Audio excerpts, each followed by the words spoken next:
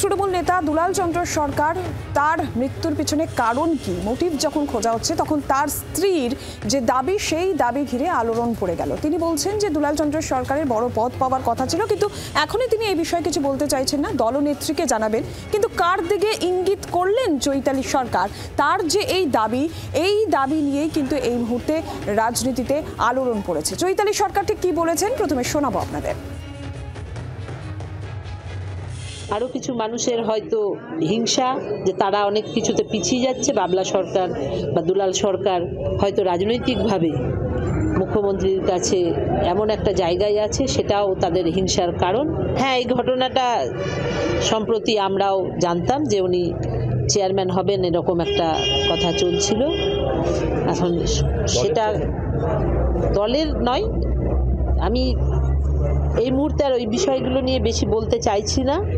অবশ্যই আমি যেটা জানি বা আমার যেটা সন্দেহ বা আমার কাছে যা তথ্য আছে আমি সেগুলো নিশ্চয়ই দলনেত্রীকে দেব। আপনারা শুনলেন চৈতালি সরকার, দুলাল সরকারের স্ত্রী, তার বক্তব্য যে তার কাছে যা সন্দেহ, তার কাছে যা তথ্য রয়েছে বা তিনি যা সন্দেহ করছেন যাবতীয় তথ্য তিনি দলনেত্রীকে দেবেন। এবং তিনি এটাও বলছেন যে তার যে রাজনৈতিক প্রতিপত্তি বৃদ্ধি পাচ্ছিল সেইটা নিয়ে কিন্তু অনেকেরই ঈর্ষার কারণ হয়ে উঠছিল সেই বিষয়টা। এই মন্তব্যও করতে শোনা গেল চৈতালি সরকারকে। আর এই জায়গা থেকেই প্রশ্ন উঠছে, কার দিকে ইঙ্গিত করতে চাইছেন চৈতালি সরকার? তৃণমূল কংগ্রেস নেতা দুলাল সরকার এবং তার কি কারণে মৃত্যুর পিছনে কারণ কি, সেই উত্তর যখন খোঁজার চেষ্টা হচ্ছে তখন চৈতালি সরকারের এই মন্তব্য অত্যন্ত তাৎপর্যপূর্ণ। আমরা এই বিষয় নিয়ে আরো বিস্তারিত তথ্য নেব। আমাদের প্রতিনিধি রণজয় সিংহ সরাসরি রয়েছেন আমাদের সঙ্গে। রণজয়, চৈতালি সরকার তিনি বলছেন যে রাজনৈতিক প্রতিপত্তি বৃদ্ধি পাচ্ছিল দুলাল সরকারের, যেটা অনেকের ঈর্ষার কারণ হয়ে দাঁড়াচ্ছিল। তার সন্দেহ রয়েছে, তার কাছে কিছু তথ্য রয়েছে যা তিনি দলনেত্রীকে বলতে চান। কি ইঙ্গিত করতে চাইছেন চৈতালি সরকার? নিরঞ্জনা, প্রথমে বলে রাখি, গত 30 বছর ধরে একই রাজনৈতিক পটভূমিকায় রয়েছেন দুলাল চন্দ্র সরকার। তিনি কখনোই দলের থেকে বিদ্রোহ করেননি, দলের মধ্যে থেকে তিনি লড়াই করেছেন।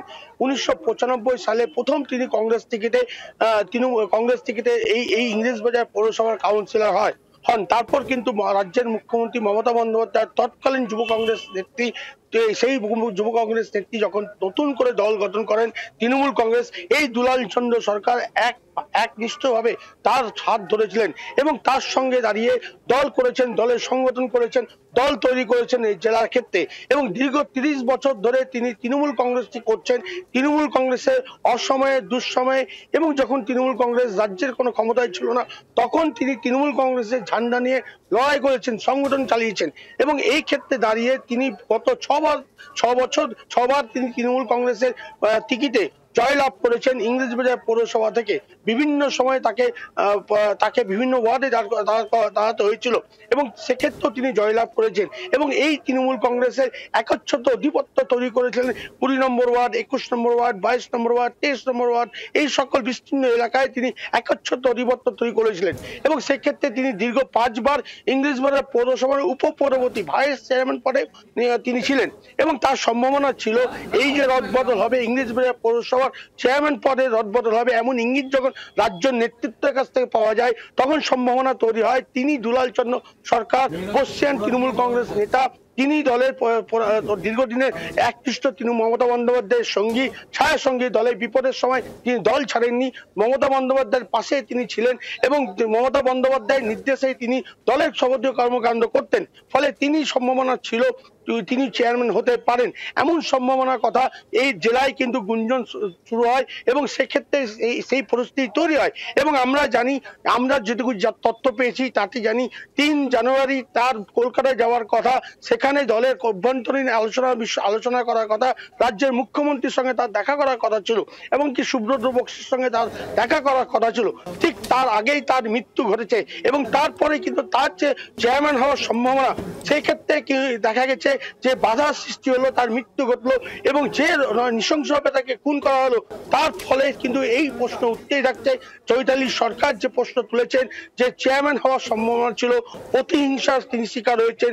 আপনাদের শোনালাম যে চৈতালি সরকার, দুলাল সরকারের স্ত্রী, তার কি বক্তব্য। তিনি বলছেন যে দুলাল সরকারের বড় পদ পাওয়ার কথা ছিল, রাজনৈতিক প্রতিপত্তি বৃদ্ধি পাচ্ছিল, তাই জন্য ঈর্ষারও কারণ হয়ে উঠছিলেন তিনি।